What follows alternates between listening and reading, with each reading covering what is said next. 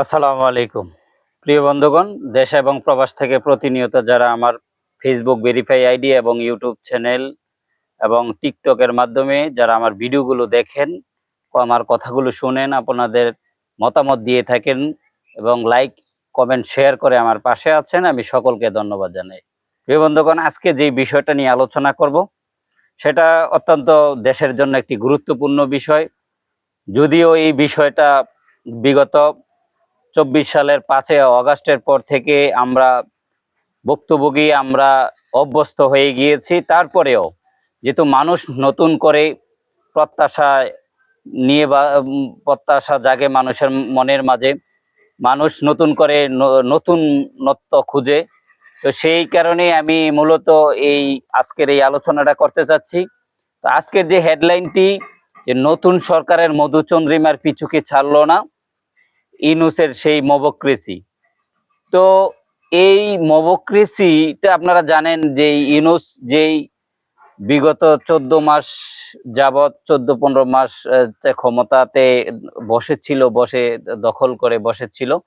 তো তখন তার একটি পেশার গ্রুপ ছিল, এটা হচ্ছে আপনার মবক্রেসি নামকরণ করা হয়েছে, যেটাকে মব ভাইলেন্স যেটাকে বলা হয়। তো তার কারণে আপনারা জানেন যে সারা পৃথিবী জুড়ে এটা সমালোচনা হয়েছে। সারা পৃথিবীর যত আপনার মানবাধিকার সংস্থাগুলো আছে, সকল সংস্থাগুলো কিন্তু এই বিষয়টা নিয়ে কিন্তু কথা বলেছে।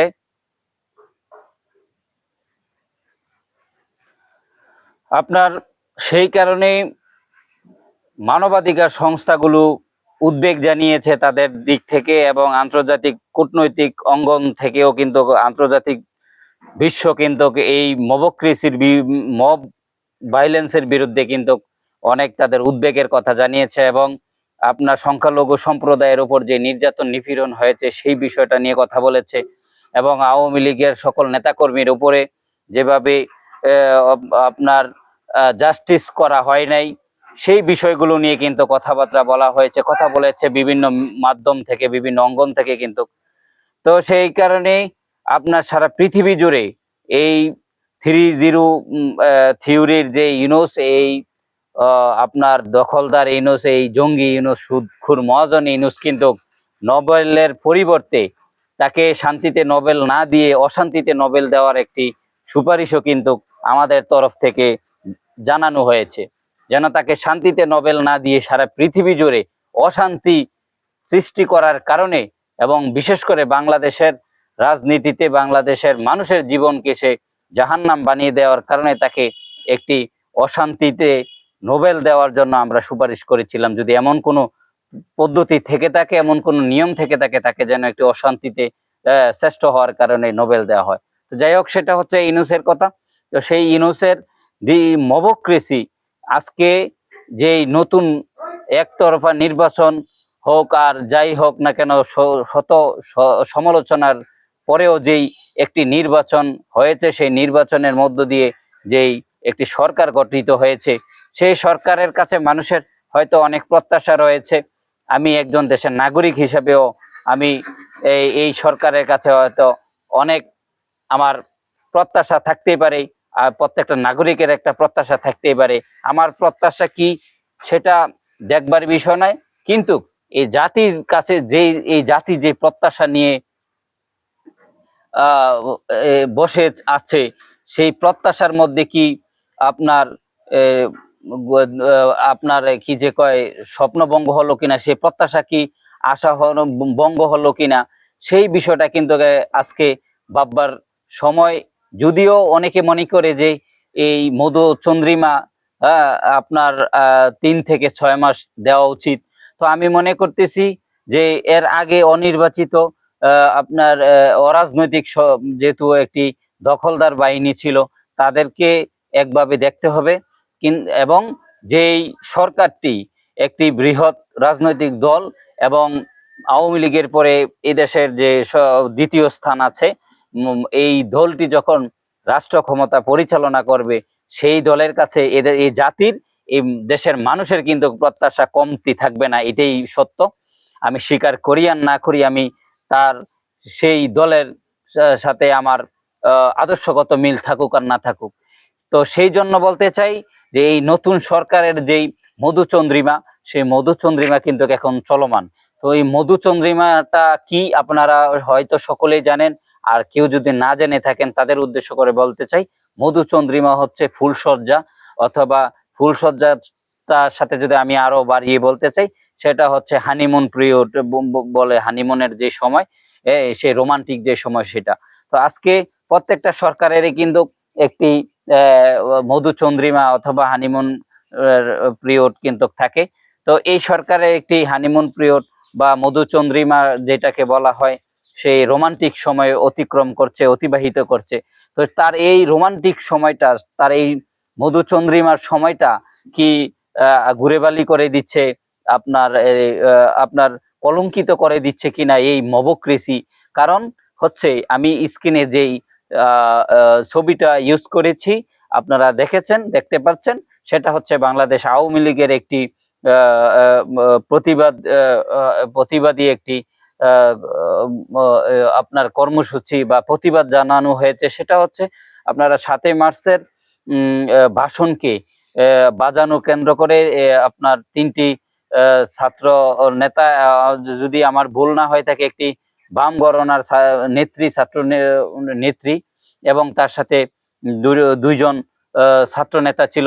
তারা যখন আপনার অসাম্প্রদায়িক চেতনা থেকে তারা যখন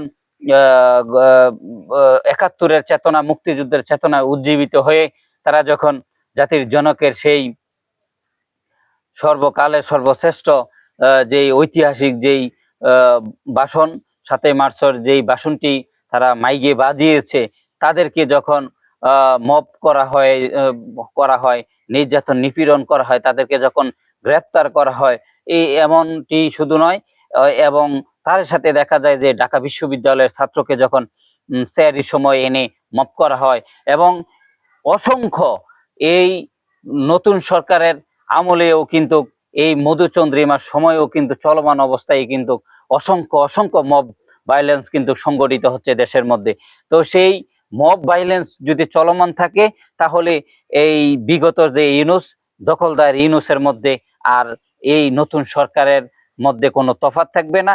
এটাই কিন্তু মানুষ বলা শুরু করেছে, আমরা বলা শুরু করেছি। আমরা আমাদের দিক থেকে যতটুকু বিরোধী দল অবস্থা থেকে যতটুকু সমালোচনা করার দরকার, ঠিক ততটুকুই আমরা সমালোচনা করব।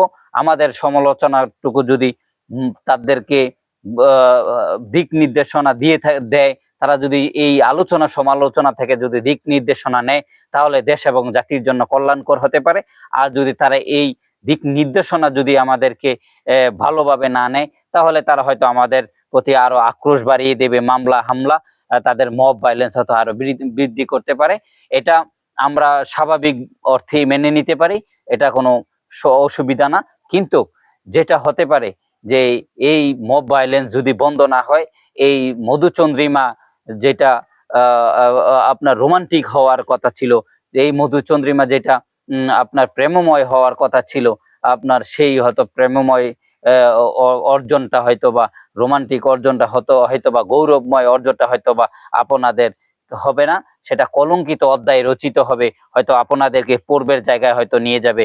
আপনাদের কাছ থেকে মানুষ যে নতুনত্ব চেয়েছে, আপনাদের যে পরিবর্তন চেয়েছে 2001 থেকে 2006 সাল পর্যন্ত, যেটার জন্য আপনারা পৃথিবী জুড়ে আপনারা আলোচনার সমালোচনার পাত্র হিসেবে আপনারা আছেন, সমালোচনার অংশ হিসাবে আপনাদের যেই চরিত্র আপনাদের রয়ে গিয়েছে, সেই 1 থেকে 6 সালে হয়তো আপনারা ফিরে যাবেন না, এই প্রত্যাশা কিন্তু এই জাতির মধ্যে জাগ্রত হয়েছিল। কিন্তু সেই যে জাতির যেই 1 থেকে 6 সালের সাথে ভিন্ন আরেকটি চরিত্র আপনাদের কাছে প্রত্যাশা করেছে, সেই প্রত্যাশার মধ্যে, সেই প্রত্যাশা, সেই স্বপ্নের মধ্যে হয়তো ঘোরাবালি পড়ছে, আমার সেটাই কিন্তু লক্ষ্য হচ্ছে। তো আপনাদেরকে সতর্ক করার জন্য, আপনারা সতর্ক হওয়ার জন্য বলতে চাই, এবং দেশের মধ্যে আইনের শাসন প্রতিষ্ঠা করার জন্য, একটি নাগরিকের সাংবিধানিক অধিকার প্রতিষ্ঠা করার জন্য, মানুষের কথা বলার স্বাধীনতা দেওয়ার জন্য, মানুষের মৌলিক অধিকার, রাজনৈতিক অধিকারগুলোকে আপনারা রক্ষা করবেন, সেই প্রত্যাশা আপনাদের কাছে রাখছি। আর যদি এগুলো আপনারা না করেন, 7 মার্চের ভাষণকে এটি আপনারা যদি রাজনীতিকরণের দিকে নিয়ে যান, যে শুধু এটা আওয়ামী লীগেরই অংশ, তাহলে হয়তো আমাদের এই জাতির দুর্ভাগ্য হতে পারে যে এটা এই অর্জন যদি মনে হয় শুধু আওয়ামী লীগের, তাহলে আপনারা মুক্তিযুদ্ধের পক্ষের শক্তি কিনা সেই প্রশ্ন কিন্তু সাথে সাথে করতে হয়। যদি আপনাদের অবস্থান যদি আপনারা মুক্তিযুদ্ধের পক্ষের হয়ে থাকে, তাহলে 7 মার্চের ভাষণকে আপনারা সুরক্ষা করতে হবে, 7 মার্চের ভাষণকে আপনারা বাজাতে হবে। 7 মার্চের ভাষণ জাতিকে উদ্বুদ্ধ করেছে। এই ভাষণ যখনই শুনতে পাই, এই ভাষণ যখনই শুনে এই জাতি, তখনই কিন্তু 71-এর চেতনায় উজ্জীবিত হয়। এবং আমাদের মধ্যে যদি পাকিস্তানি কোনো ভাবধারা ঢুকে পড়ে, অপসংস্কৃতি ঢুকে পড়ে, সেই 7 মার্চের ভাষণ কিন্তু আমাদের ভিতর থেকে সকল এই অপসংস্কৃতিকে দূর করতে পারে, সেটাই কিন্তু আমি দাবি করতে পারি। এবং সেই জন্য বলতে চাই, কোনো ইতিহাসের কোনো অংশকে, ইতিহাসের কোনো পাঠকে, ইতিহাসের কোনো অর্জনকে, জাতির কোনো অর্জনকে কোনো রাজনীতিকরণ করবেন না। এটা জাতির জন্য, এটা দেশের জন্য, এটা সকলের জন্য, এটা সর্ববৃহৎ একটি স্বার্থ হিসাবে, দেশের স্বার্থ হিসাবে, জাতির স্বার্থ হিসাবে আমাদেরকে দেখতে হবে প্রিয় বন্ধুগণ। তো সেই জন্য আমি আপনাদেরকে এইটুকুই বলবো যে 7 মার্চের ভাষণ বঙ্গবন্ধু, গতকালকে এই বিষয় নিয়ে অনেক আলোচনা করেছি। তো বিশেষ করে 7 মার্চের ভাষণকে কেন্দ্র করে সারা দেশে যে মব ভাইলেন্স হয়েছে, এবং কি এর আগে পরে নতুন সরকারের সরকার শপথ গ্রহণ করার পরে, ক্ষমতাতে বসার পরে যে মব ভাইলেন্স হচ্ছে, সেই মব ভাইলেন্স কিন্তু ইনুসের দিকে নিয়ে যাচ্ছে। বিগত 14-15 মাসের যেই মব ভাইলেন্স বা প্রেসার গ্রুপ, সেই মবক্রেসি, সেই দিকে কিন্তু নিয়ে যাচ্ছে। এই মবক্রেসি, মব ভাইলেন্স কিন্তু আপনাদের এই মধুচন্দ্রিমাকে গৌরবময় না করে আপনাদেরকে কলঙ্কিত চরিত্রের দিকে নিতে পারে, সেই আশঙ্কা কিন্তু রয়ে গিয়েছে। আমার আশঙ্কা যেন ভুল হয় সেই প্রত্যাশা করছি। সকলে ভালো থাকবেন, সুস্থ থাকবেন, নিরাপদে থাকবেন। জয় বাংলা, জয় বঙ্গবন্ধু।